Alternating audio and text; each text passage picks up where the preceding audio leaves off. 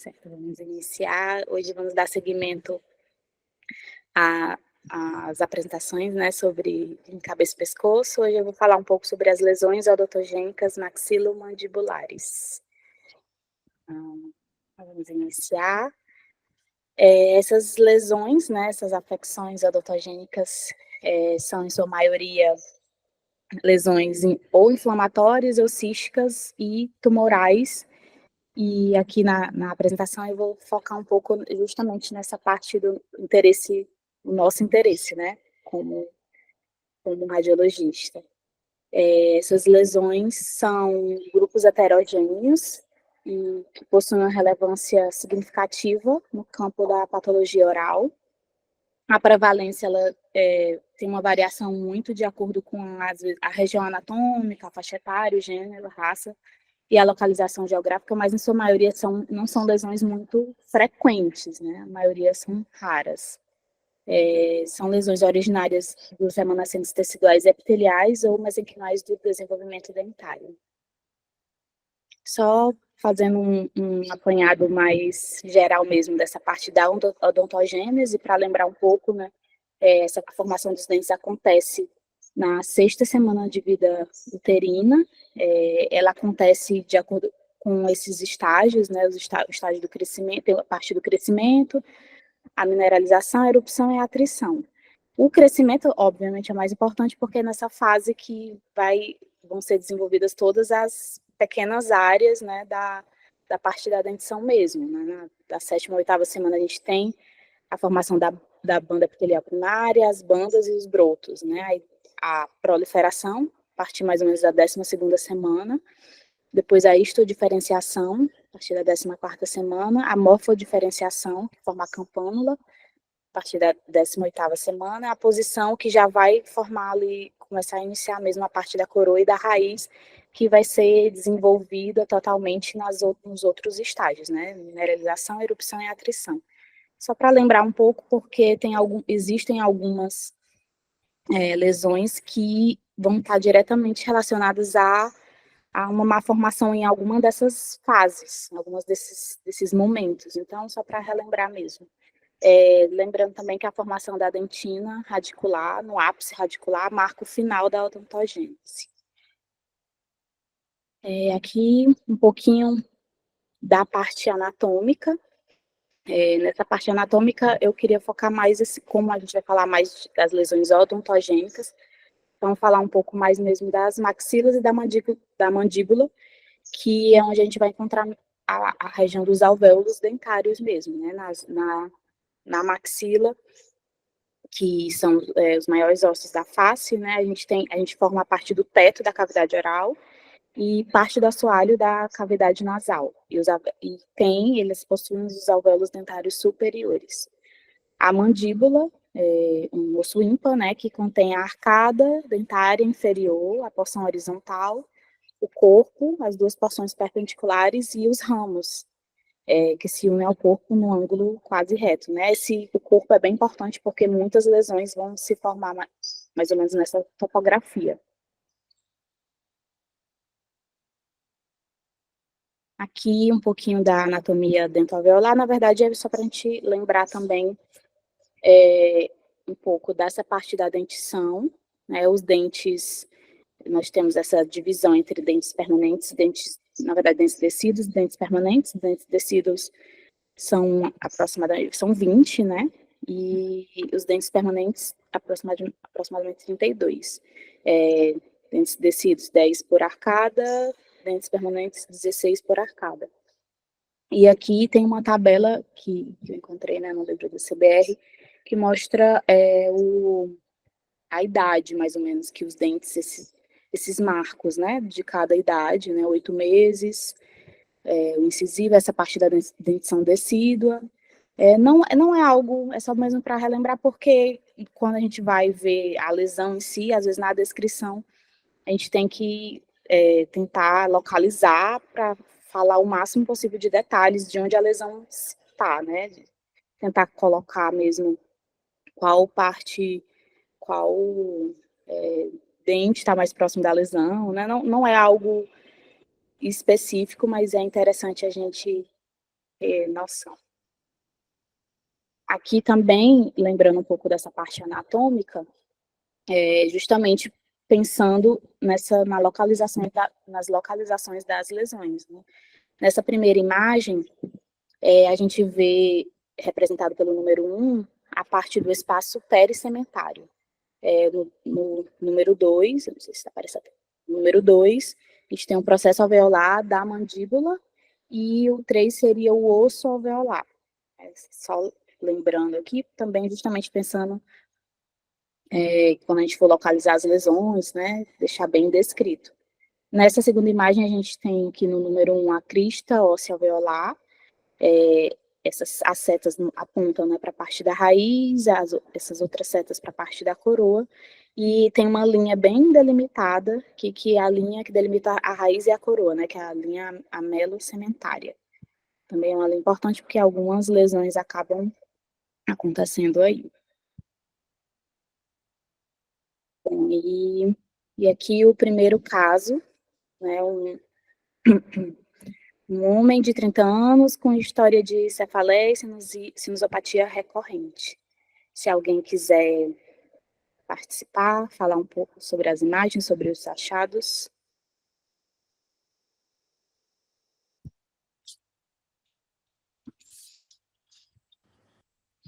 Oi, Bárbara. Nós temos TC aí da face, no plano axial e coronal, e além de ver a justificativa da sinusopatia, né, que é o cio maxilar aí, com conteúdo dentro, a gente vê aí onde a seta está apontando uma imagem hipodensa, né? Lembrando que aí a primeira é janela óssea e a segunda é janela de partes moles.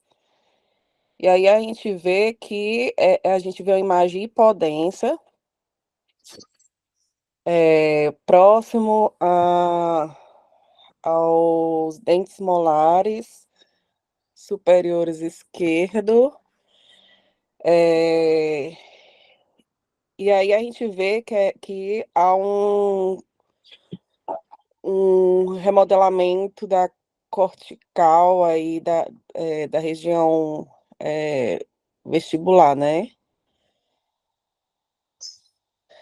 Aí, eu É isso mesmo, Carol. acho que é Obrigada. isso. Obrigada pela participação. Na verdade é isso, né? A Carol falou bem, muito obrigada. Tem essa região de hipodensidade, né, periapical, né, próximo ao molar superior esquerdo. E aí é isso que ela falou, né? Nota-se o rompimento da cortical vestibular e envolvimento de partes moles, né?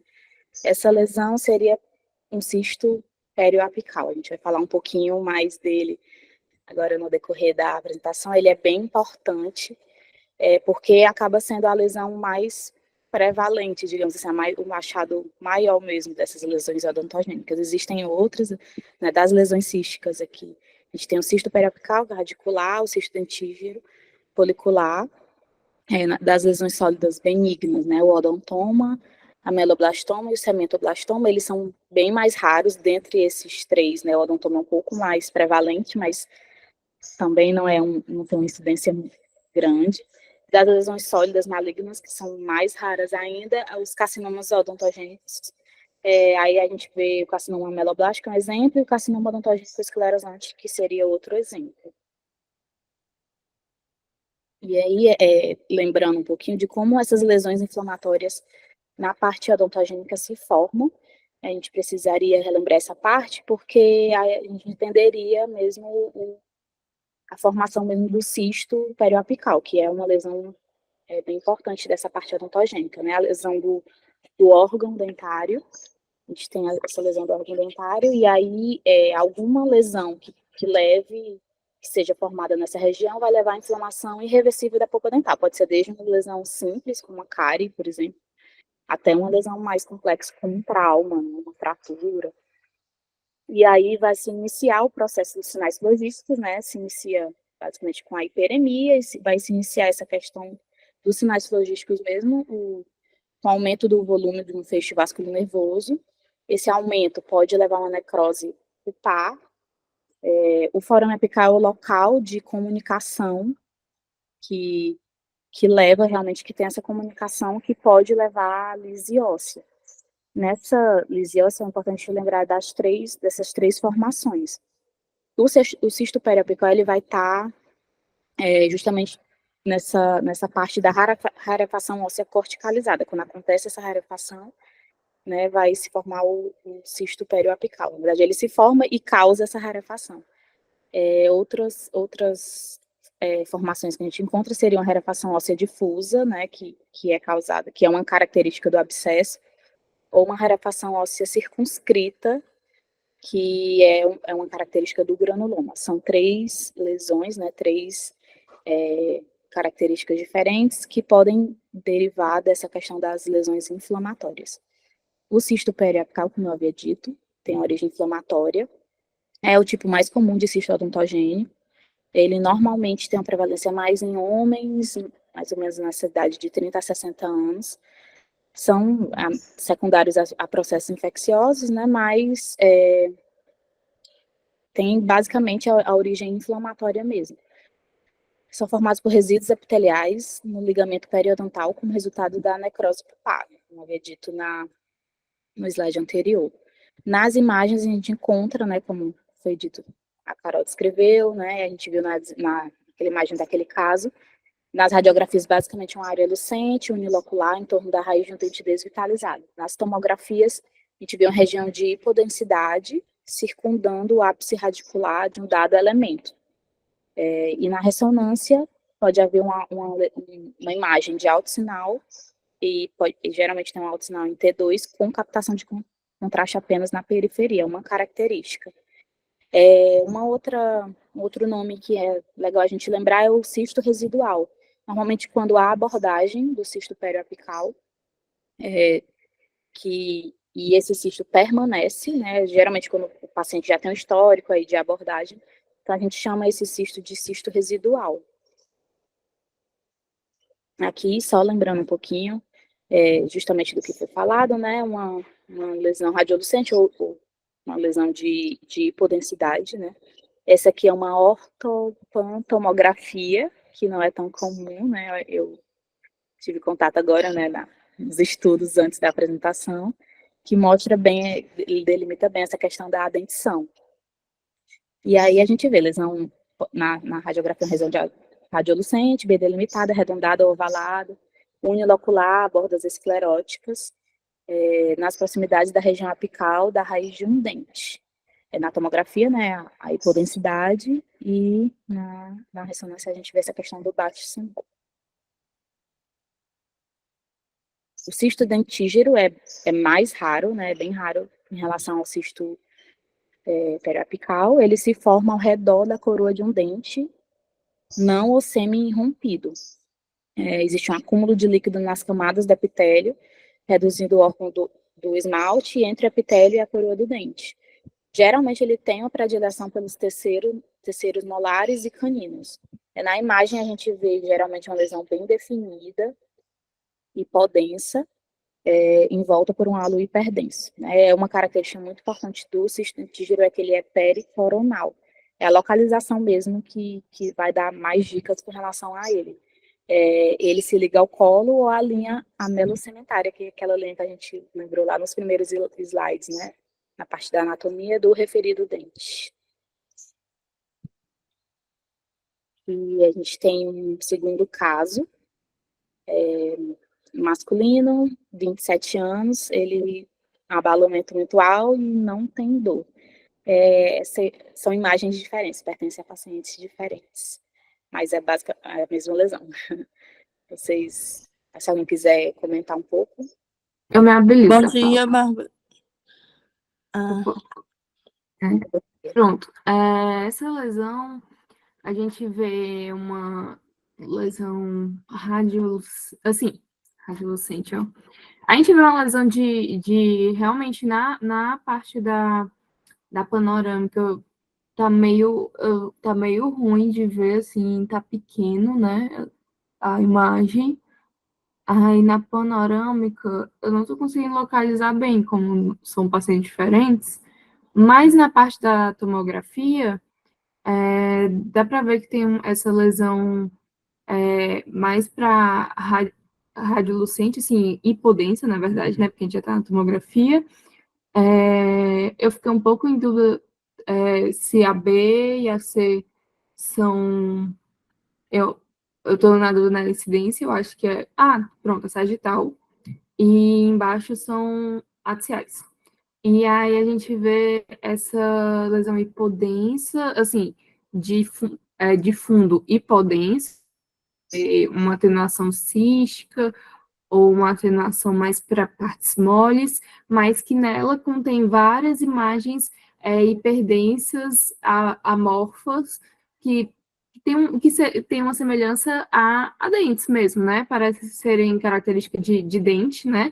E que ela se posiciona na linha média, como se tivesse na posição equivalente aos incisivos superiores, né? Eu não sei se na panorâmica elas se encontram numa topografia parecida.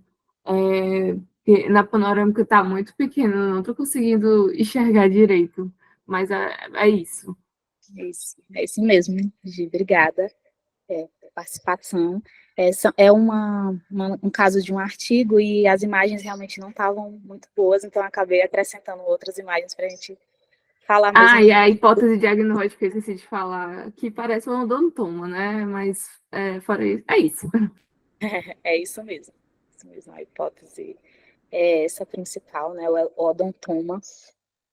É um tumor odontogênico benigno. A gente já está entrando na parte das lesões, né, tumorais, o tumor odontogênico benigno misto, mais comum entre esse tipo de lesão, né? Alguns acabam considerando o odontoma como um amartoma por conta dessa parte mista, né? Sendo ele, né, tendo formações diferentes na mesma lesão, digamos assim. E aí tem tecidos do esmalte dental, dentina, pulpa dental. A gente pode classificar ele entre composto, que é aquela lesão composta por diversos dentículos, e o complexo, que ele é uma massa hiperdensa disforme, também constituída de tecidos odontogênicos e envoltos por uma cápsula fibrosa. E aí, né, como na imagem anterior, né, que a gente vê justamente essa característica, né, no caso do composto, os diversos dentículos, e o complexo é uma massa mais hiperdensa mesmo, disforme. Nesse caso aqui, a gente vê bem delimitado aqui. Seguindo aqui, eu vou para o caso 3. A gente vai para o caso 3. Mais um casinho, se alguém quiser falar.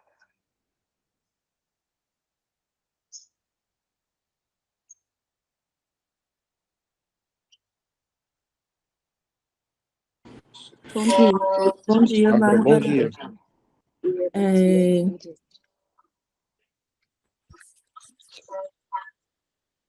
Vai, Samara, pode ir. A gente tem aqui 4 imagens, né, de tomografia. Me parece as primeiras de corte axial, né, as outras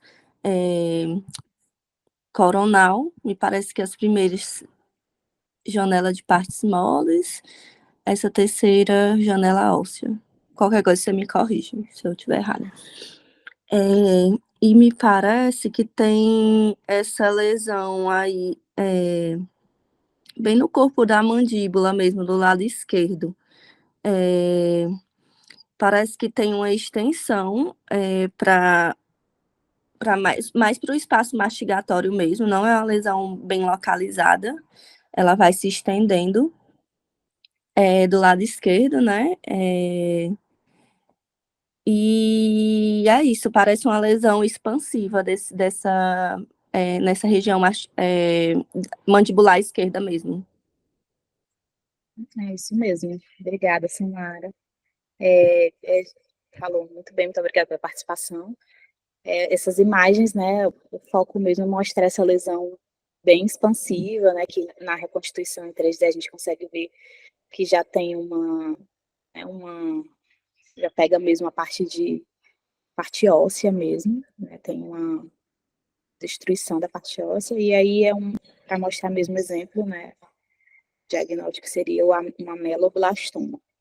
O ameloblastoma é bem mais raro que o odontoma, ele possui mais ou menos ali, prevalece uns 10% dos tumores odontogênicos, ele costuma ser invasivo, né, quando tem esse período aí de evolução, e tem um grau de recorrência alta, mesmo após, né, a abordagem geralmente tem um grau de recorrência alta.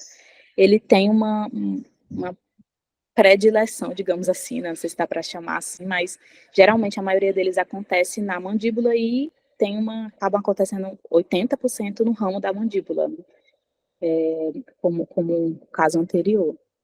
Na imagem a gente geralmente encontra, né, uma lesão hipodência, pode ser unha multilocular, e ele tem essa característica de poder reabsorver raízes, ele desloca os elementos dentais, ele geralmente invade mesmo aquela parte da estrutura ali ao redor de onde ele se encontra.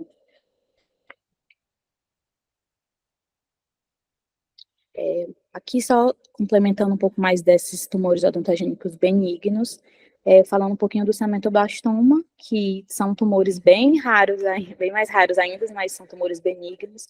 Geralmente se encontram na topografia periapical, são localizados preferencialmente nessas regiões premolares e molares da mandíbula.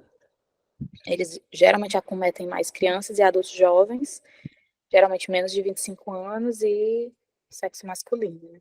Nas imagens a gente vê muito esse aspecto esclerótico, geralmente arredondado, e tem uma tendência a se fundir com as raízes dentárias, né? Podem também invadir o canal da raiz dentária.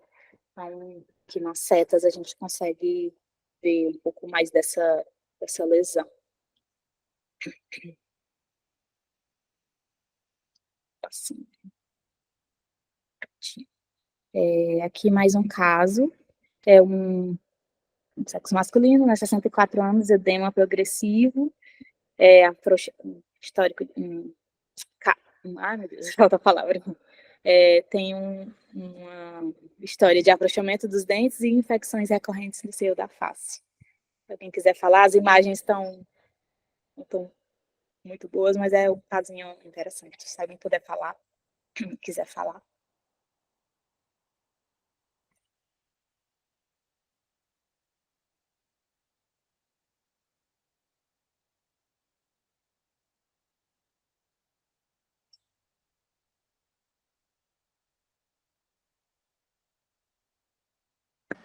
Bárbara, no raio-x, aí a gente vê a imagem lucente, na região molar, eu acho que aí da região inferior, porque como não está completa a imagem, só está focado na lesão, não dá para a gente delimitar bem aonde que esteja. Mas é uma lesão lucente, bem delimitada, polpa a raiz dos dentes, nessa região da mandíbula inferior, perimolar. Já na tomografia, não dá para ver muito bem para avaliar, mas vendo o contralateral, a gente vê que tem uma expansão óssea, reduz o seio maxilar esquerdo, tem uma imagem meio que hipodensa no meio da lesão. Uhum. Não dá para analisar direito essa. Mesmo, é um caso de um artigo, né? E as imagens, e como é um caso bem raro, então acabou sendo um pouco difícil de achar outras imagens, mesmo sendo Aí, de outros pacientes. nesse seio maxilar, a gente vê que a cortical está quase se rompendo, né, para o seio maxilar. A cortical está fina. É isso que eu vejo. É isso mesmo, obrigada, Carol. Mas é bem isso mesmo que você descreveu, né? A imagem está um pouquinho difícil mesmo de definir, né? Por conta da qualidade da imagem. É um caso raro, né? Eu quis trazer, como lá no início da apresentação, a gente, né, definiu ali alguns exemplos, né, dos cistos, né, dos tumores benignos. Eu quis trazer um exemplo de um tumor odontogênico maligno, que é bem raro mesmo, na verdade todos eles, né, o carcinoma odontogênico esclerosante, que é o caso da imagem anterior, é um caso real, né, esse artigo, essa lesão é tão rara que esse artigo, ele trouxe como se fosse uma revisão de todos os casos existentes. Então, são poucos casos no mundo, né, o primeiro caso, se não me engano, foi descrito em 2008, e aí o artigo, ele traz todos esses casos que foram já descritos, né, um carcinoma intraósseo primário de mandíbula, tem uma citologia branda, né, o estroma geralmente está acentuadamente esclerótico e tem um padrão infiltrativo agressivo. Tem essa, como eu falei, né, essa dificuldade dos casos, né, pode ser, no próprio artigo ele fala que há essa dificuldade, né, é um caso raro, mas pode ser também por conta do subreconhecimento da lesão, ou às vezes ele é descrito como outros tipos de diagnóstico, né, ele se assemelha a alguns outros casos, né, ele fala muito de lesões por mieloma múltiplo, ele cita alguns outros diagnósticos diferenciais que realmente não tem nada a ver com o pensamento, assim, voltado para essa parte do carcinoma odontogênico. Na imagem de radiografia, ele pode aparecer com lesão radiolucente, né, como você falou. Em alguns casos, ele surgiu também com uma lesão em vidro fosco. Né, o artigo descreve assim. Geralmente delimitado, pode atingir estruturas adjacentes, como ele tem uma predileção pela cavidade nasal maxilar, e uma característica dele é realmente essa parte esclerótica. Né, ele tem, como o componente estromal está denso, ele possui esse aspecto esclerótico marcante.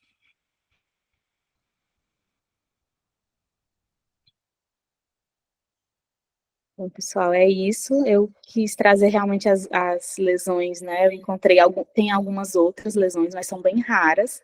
Eu acredito que das lesões que a gente viu, o cisto periapical seria realmente a lesão mais assim, que tem uma relevância maior de todas essas lesões, mas as outras podem acontecer, mesmo sendo raras, né? Então, é importante a gente estar atento a isso. Aqui são alguns dos artigos que eu vi. O artigo do último, né, desse último caso, foi esse primeiro, né, que ele traz essa pergunta com relação a se a classificação como tumor maligno é realmente justificável. Aí ele faz essa revisão de todos os casos. Mas a aula foi basicamente tirada do livro do CBR. É isso, muito obrigada pelas participações, e é isso. Ok, Bárbara, parabéns pela apresentação, tá? Então, esse é um assunto que é importante pela frequência que a gente vê cisto periapical, né? E acho que o principal é a gente saber reconhecer o cisto periapical, para identificar quando não é, entendeu? Que a gente vai ver na prática muito cisto periapical nos exames de seio da face, né? E mais raramente você vai ver outras lesões. Então, quando você conseguir identificar um cisto periapical e falar com certeza, isso aí já é grande coisa, né? Desse tópico aí, né? As outras lesões muitas vezes se parecem muito, né? Você vê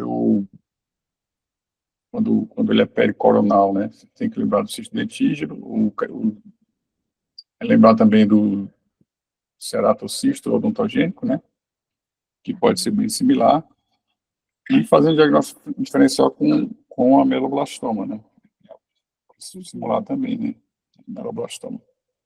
Pode ser unilocular, multilocular, né? Cístico, né? Então, nem sempre é fácil, né? Assim, o cisto dentígeno, quando ele é bem bem pericoronal, o dente rompido, beleza, mas muitas vezes você não vai conseguir dar o diagnóstico, você coloca o diferencial. E as lesões escleróticas, É mais raro ainda de você ver, né? Odontoma, cementoblastoma. Você vai acabar colocando também esse diferencial no seu relatório, né? Basicamente isso. Obrigada. É isso. Não sei se alguém tem mais alguma colocação, alguma dúvida? Não, acho que tá ok, Daniel. É um tema assim curto, é um tema meio esquecido na radiologia, né? A gente acha que não faz parte aí do nosso arsenal, né? Que isso é coisa do odontólogo, do cirurgião bucomaxilo. Mas a gente está todo tempo fazendo tomografia de seio da face. Muitas vezes a gente tem um sinuspatia odontogênico, a gente surpreende uma lesão odontológica e a gente não pode desprezar, porque às vezes são os achados relevantes. Então, é importante que a gente sempre esteja revisitando e revisitando esse tema. Como o Daniel falou, a gente vai ver com muita frequência o cisto periapical, muito mais do que a gente imagina. A gente vai ver com muita frequência também algumas complicações de procedimento odontológico, né, de implantes, de extrações dentárias, de fístula oral. E a gente precisa se situar, eventualmente, algumas lesões, mesmo que não tenham significado clínico, mas a gente tem que saber e reconhecer. E também no contexto de trauma também. Né? Muitas vezes a gente surpreende aí traumas faciais que acometem esses elementos dentários também. Então, eu acho que a mensagem maior é não menosprezar, tá? Sempre que possível, ter um pouquinho mais de atenção, né? Se tiver um achado que esteja inquietando, mesmo que seja aí o paciente faça por um outro motivo, uma suspeita de uma sinusite, você vê algo, né, odontológico, poxa, tem uma lesão aqui, tem algo que está diferente, dá uma paradinha, discute com o colega, vai estudar, volta, mas não simplesmente passar direto como se não fizesse parte do exame radiológico, né? Que a nossa prática, a gente acaba sendo aí, pela rotina, um pouco que menosprezando esses achados. Então é importante a gente estar sempre mostrando esse tema, porque é um retorno do radiologista à odontologia, tá? E não dissociar. Fazendo analogia grosseira, é aquele sentimento que às vezes a gente tem de obstetrícia, às vezes o radiologista, quando vai fazer ultrassom obstétrico. A gente tem que saber minimamente para poder se posicionar. Aí, parabéns a todo mundo que participou, parabéns, Bárbara.